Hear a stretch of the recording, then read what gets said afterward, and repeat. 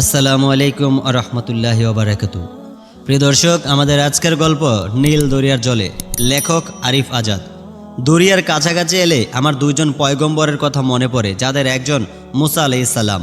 মুসা আলাইহিস সালামের জীবনের গল্পটা একটু অদ্ভুত, অন্য নবী রাসূলদের চাইতে খানিকটা আলাদা। তার জীবনের শুরুটাই সংগ্রামের মধ্য দিয়ে। পাপিষ্ঠ ফিরাউনের হাত থেকে বাঁচাতে আল্লাহ সুবহানাহু ওয়া তাআলা নির্দেশ, মুসা আলাইহিস সালামের মা একটা বাক্সতে পুরে শিশু মুসা আলাইহিস সালামকে দরিয়ার পানিতে নিক্ষেপ করেন। দৃশ্যটা একবার ভাবুন তো, একটা দুধের শিশুকে বাক্সতে ভরে দরিয়ায় নিক্ষেপ করে দিচ্ছেন একজন মা। পৃথিবীর কোনো মায়ের পক্ষেই কি এই ধরনের একটা কাজ সম্ভব? আপনার আম্মা কি পারতেন আপনাকে খুব ছোট্টবেলায় ঠিক এইভাবে বাক্সে বন্দি করে দরিয়ায় নিক্ষেপ করতে? অথবা আপনার দ্বারা কি সম্ভব আপনার দুধের সন্তানকে বাক্সের মধ্যে ঢুকিয়ে পানিতে ছুঁড়ে মারা? দুনিয়ার কোনো মাই এটা করতে পারতো না। নারীত্বের মমতায় অংশটা, মাতৃত্বের গভীর দরদটা এই জায়গায় এসে ভীষণভাবে থমকে যেতে বাধ্য।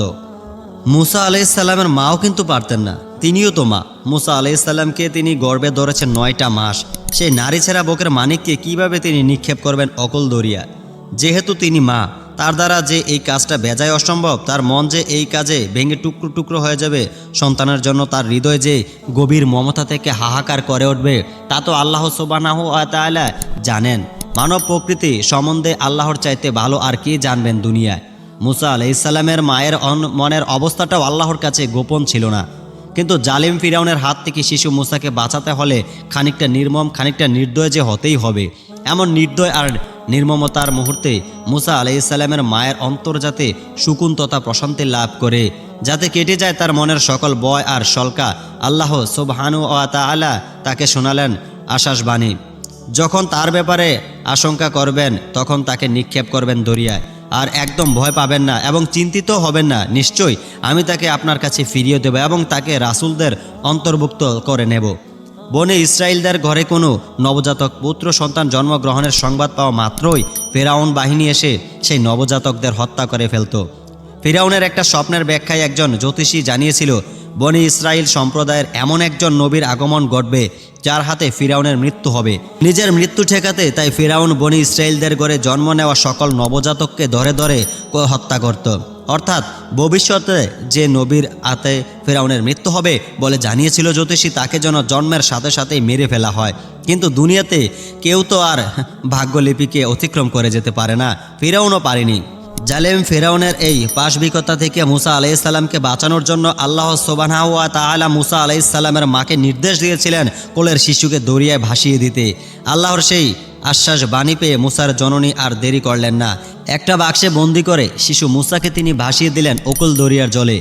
সেই থেকে দরিয়া জড়িয়ে গিয়েছে নবী মুসার জীবনে। মুসা আলাইহিস সালামের জীবনের সবচেয়ে গুরুত্বপূর্ণ, সবচেয়ে নান্দনিক যে পরিণতি, সেখানেও আছে দরিয়ার উপস্থিতি। আমরা জানি নবী মুসা আলাইহিস সালাম এবং তার সম্প্রদায়ের জন্য আল্লাহ সুবহানাহু ওয়া তাআলা দরিয়া তৈরি করে দিয়েছিলেন পথ, এবং ওই একই দরিয়া তলিয়ে মেরেছিলেন জালিম ফিরাউন ও তার বাহিনীকে। জীবনের চরম সংকটময় এই মুহূর্তে মুসা আলাইহিস সালামের অবস্থান আমাকে বারবারই মুগ্ধ করে রাখে। সামনে অকুল দরিয়া আর পশ্চাতে ফিরাউনের বিশাল বহরের ও শক্তিশালী বাহিনী। এই যেন জলে কুমির আর ডাঙায় বাঘের গল্পটার মতো। দুই জায়গাতে নিশ্চিত মৃত্যুর হাতছানি। অবস্থা বেগতিক দেখে ভয়ে অস্থির হয়ে উঠল বনি ইসরায়েল সম্প্রদায়। তারা বলল, আমরা বুঝি ধরা পড়েই গেলাম। অন্য সকলের মতো মুসা আলাইহিস সালামও দেখেছিলেন যে সম্মুখে যতদূর চোখ যায় কেবল পানি আর পানি, নেই কোনো নৌকা, পারাপারের বাহন। আর পশ্চাতে একেবারে কাছাকাছি চলে এসেছে চিরশত্রু ফেরাউন। তিনি না সম্মুখে যেতে পারছেন, না পারছেন পেছনে যাত্রা করতে। দৃশ্যত অন্য সকলের মতো তার সামনেও যাওয়ার আর কোনো রাস্তা খোলা নেই। কিন্তু অন্য সবার মতো তিনি ঘাবড়ে গেলেন না। যদিও খালি চোখে সম্মুখে উপনীত বিপদ এড়াবার কোনো পথ তিনি দেখছেন না, তবু একেবারে নির্ভয় আর নির্ভর থেকে তিনি অন্যদেরকে আশ্বস্ত করলেন এই বলে যে, কখনোই নয়, আমরা রব আমার সাথে আছেন, তিনি শীঘ্রই আমাকে পথ দেখাবেন। সম্মুখে অকুল পাথার আর পশ্চাতে গাড়ের উপর পড়তে যাচ্ছে শত্রুর নিঃশ্বাস। এর মধ্যে পথ কোথায় পাওয়া যাবে? পথ যে কোথায় পাওয়া যাবে তা মুসা আলাইহিস সালাম নিজেও জানেন না। তবে তিনি এটুকু জানেন, আল্লাহ সুবহানাহু ওয়া তাআলা তাকে পথ অবশ্যই দেখাবেন।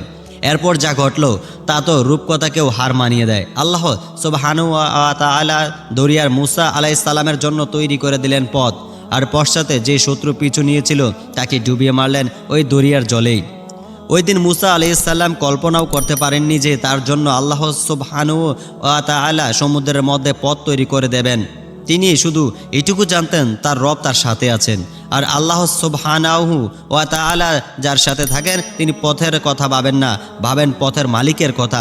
মুসা আলাইহিসসালামও পথের মালিকের স্মরণে বিভোর ছিলেন সেদিন। দরিয়ার কাছাকাছি এলে দ্বিতীয় যে পয়গম্বরের কথা আমার মানসপটে ভেসে ওঠে তিনি হলেন নবী ইউনুস আলাইহিসসালাম। জীবনে এক সুকঠিন পরীক্ষার মুখোমুখি হতে হয়েছিল তাকে। উত্তাল সমুদ্র একদিন তাকে নিক্ষেপ করেছিল ফেনেল জলরাশিতে, আর নবী ইউনুস আলাইহিসসালামকে গলাধকরণ করে নেয় এক বিশালাকার মাছ। গভীর সমুদ্রের তলায় এক মাছের পেটে বন্দী হয়ে পড়াটাকে চোখ বন্ধ করে একবার চিন্তার মধ্যে আনবার চেষ্টা করুন। কেমন সেই অবস্থা, ভাবতে গেলেও কেমন গা শিউরে ওঠে, তাই না? কল্পনাও অত দূর পৌঁছাতে হিমশিম খেয়ে যায়। কিন্তু সমুদ্রের সেই গভীরতম তলা থেকে মাছের পেটের সেই নিশ্চিদ্র বন্দিত্ব থেকে আল্লাহ সুবহানাহু ওয়া তাআলা ইউনুস আলাইহিসসালামকে ঠিক বাঁচিয়ে এনেছিলেন।